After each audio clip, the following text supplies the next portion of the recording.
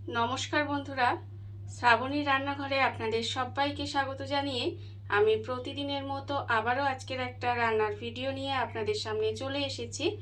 আজকের আমি আপনাদের লাউয়ের মধ্যে অল্প একটু পোস্ত দিয়ে একটা অসাধারণ রেসিপি বানিয়ে দেখাবো। আশা করি আপনাদের ভালো লাগবে। তার জন্য কিন্তু আমার পুরো ভিডিওটা আপনাদের দেখতে হবে।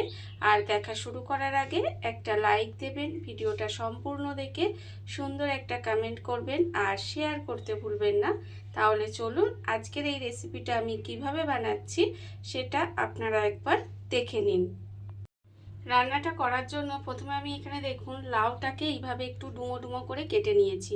ছোট ছোট করে এইভাবে একটু লাউটাকে কিন্তু ডুমো ডুমো করে কেটে নিতে হবে। আর এই ক্ষেত্রে বলে রাখি, আপনারা কিন্তু অবশ্যই করে কচি লাউটা ব্যবহার করবেন। এই রান্নার ক্ষেত্রে দেখুন একেবারে কিন্তু কচি লাউটা যদি হয় না, তবে কিন্তু খেতে বেশি ভালো লাগে। আর এখানে আমি লাউটা এইভাবে ছোট ছোট করে ডুমো করে কেটে নিয়েছি, কেটে ধুয়ে পরিষ্কার করে রেখে দিয়েছি। আর অন্যদিকে দেখুন এখানে গ্যাসটা অন করে একটা কড়া বসিয়ে দিয়েছি। এইবার আমি কড়ার মধ্যে দিয়ে দিচ্ছি সর্ষের তেল। এখানে কিন্তু রান্নাটা সর্ষের তেলেই হবে। এখানে রান্নাটা যদি আপনারা সর্ষের তেলে করেন তাহলে কিন্তু এই রেসিপিটা খেতে বেশি ভালো লাগবে। এইবারে দেখুন তেলটাকে খুব ভালোভাবে প্রথমে গরম করে নেব। তেল কিন্তু এখানে খুব ভালোভাবে গরম করে নিতে হবে।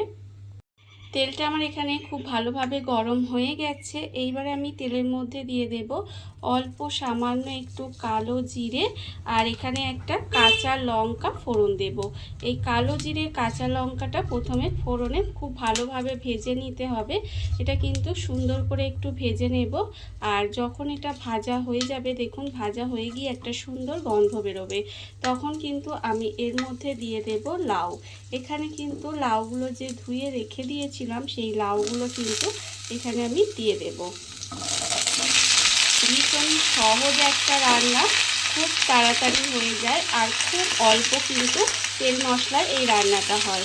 একদম গরমের জন্য একদম পারফেক্ট রান্না যাকে বলে।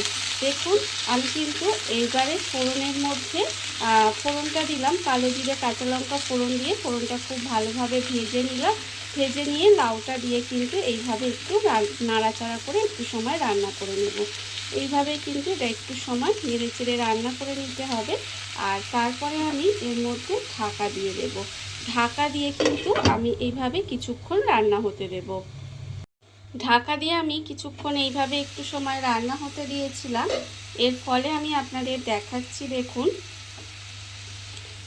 এই যে লাউ থেকে কিন্তু একটু জল বেরিয়ে গেছে, আপনারা দেখতে পাচ্ছেন। এইবারে আবারও কিন্তু এটাকে একটু নেড়েচেড়ে রান্না করে নেব। তারপরে আমি এর মধ্যে দিয়ে দেব নুন। এখানে কিন্তু আন্দাজ মতো নুনটা এবার দিয়ে দেব। আর দেব আমি এখানে অল্প সামান্য, একদম আপনারা দেখে বুঝতেই পারবেন, একদম 2-4 দানা চিনি। যেহেতু আমার এটা লাউ, সেই জন্য কিন্তু এই চিনিটা দিলাম। আপনারা যদি পছন্দ না করেন নাও দিতে পারেন।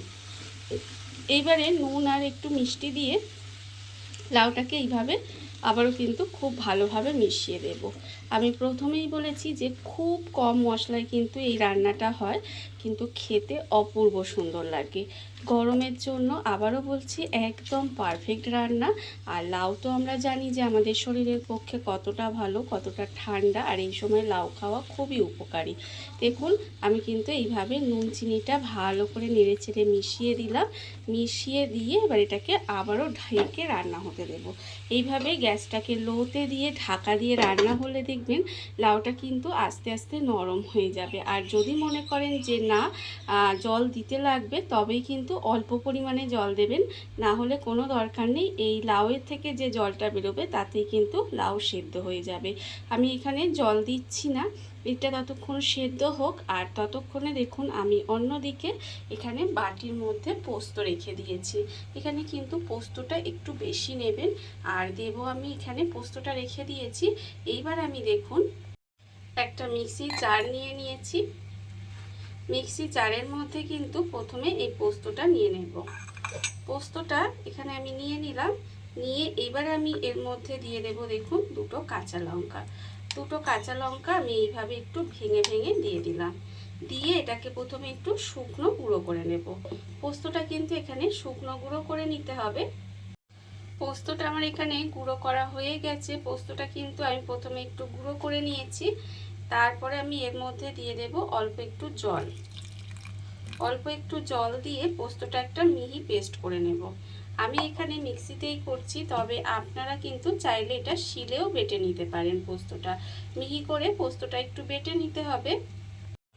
পোস্তটা আমার এখানে দেখুন ভালো করে পেস্ট করে নিয়েছি, একদম মিহি করে পোস্তটা পেস্ট করা হয়ে গেছে। আর অন্যদিকে দেখুন এখানে আমি যে লাউটা ঢাকা দিয়ে কিছুক্ষণ রান্না হতে দিয়েছিলাম, আপনাদের দেখাচ্ছি। দেখুন সেই লাউটা থেকে দেখুন কতটা জল বেরিয়েছে, আর লাউয়ের জলে কিন্তু লাউটা সেদ্ধ হয়ে যায়। দেখুন একদমই কচি লাউ নিয়েছিলাম আমি, সেই জন্যই। এতে কি হয়, এই রান্নাটা খেতে বেশি ভালো লাগে। লাউটা কিন্তু এখানে সেদ্ধ হয়ে গেছে, আপনারা দেখে হয়তো বুঝতেই পারছেন। এই দেখুন লাউ একদম নরম হয়ে গেছে। এইবারে দেখুন আমি এর মধ্যে দিয়ে দেব, এখানে আমি যে পোস্তটা এবার বেটে রেখেছিলাম, সেই পোস্ত বাটাটা কিন্তু এর মধ্যে দিয়ে দিতে হবে। ভীষণই সহজ রান্না, অথচ খুব টেস্টি রান্না। খেতে তো ভীষণই ভালো লাগে, বিশেষ করে গরম ভাতের সঙ্গে খেতে ভীষণ ভালো লাগে। এইবারে দেখুন আমি পোস্ত বাটাটা এর মধ্যে দিয়ে দিলাম, আর মিক্সির মধ্যে কিন্তু এখানে অনেকটা পোস্ত লেগে আছে। এবারে এর মধ্যে খুব অল্প পরিমাণে একটু জল দিয়ে এটা একটু ধুয়ে নেব। মিক্সির মধ্যে অল্প জল দিয়ে এটা ধুয়ে নিয়েছি। এইবারে এই মিক্সি ধোয়া জলটা এর মধ্যে দিয়ে দেব।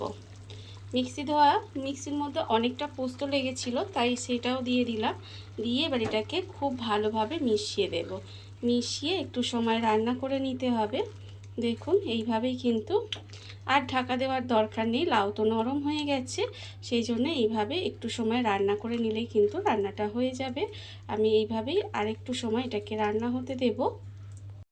পোস্তটা দিয়ে দেখুন আমি কিন্তু কিছুক্ষণ এইভাবে রান্না করে নিয়েছিলাম, আর এর ফলে কিন্তু রান্নাটা আমার হয়ে এসেছে। কি করে বুঝবেন রান্না হয়ে এসেছে, দেখতেই পাচ্ছেন ওপর থেকে কিন্তু তেলটা আস্তে আস্তে দেখুন ওপর থেকে ভেসে উঠছে। আর যখন এইভাবেই ওপর থেকে তেলটা আস্তে আস্তে ভেসে উঠবে, তখনই যে ভাববেন যে না, রান্না আমার হয়ে গেছে। আর লাউ তো এখানে নরম হয়ে গেছে, সেটা আমি আপনাদের প্রথমেই দেখিয়েছি। এইবার আপনারাই বলুন যে লাউয়ের এই যে রেসিপিটা, এটা আমি আজকের কী বানাচ্ছি, এতক্ষণে নিশ্চয়ই আপনারা বুঝে গেছেন।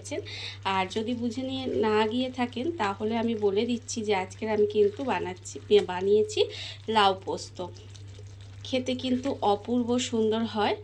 দেখুন এইবারে আমার রান্না প্রায় হয়ে এসেছে। রান্নার শেষের দিকে আমি ওপর থেকে দিয়ে দেব কাঁচা সর্ষের তেল। অল্প একটু কাঁচা সর্ষের তেল দিয়ে দিলাম, আর দেব আমি এখানে দুটো চেরা কাঁচা লঙ্কা। এই কাঁচা সর্ষের তেল আর কাঁচা লঙ্কাটা দেওয়ার ফলে এর স্বাদটা কিন্তু আরও বেড়ে যায়। দেখুন রান্না আমার একেবারে রেডি হয়ে গেছে।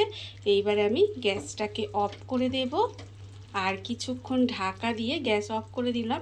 এবার ঢাকা দিয়ে কিছুক্ষণ এইভাবে রেখে দেব, তারপরে আপনাদের পরিবেশন করে দেখাবো ঠিক কেমন হলো। দেখুন বন্ধুরা, বাড়িতে থাকা কত অল্প উপকরণে, কত অল্প সময়, কত সুন্দর একটা লাউয়ের মধ্যে অল্প একটু পোস্ত দিয়ে একটা অসাধারণ রেসিপি বা লাউ পোস্ত যাই বলেন না কেন তৈরি হয়ে গেছে। আপনারা দেখতেই পেলেন, আর এটা কিন্তু খেতে ভীষণ সুন্দর হয়।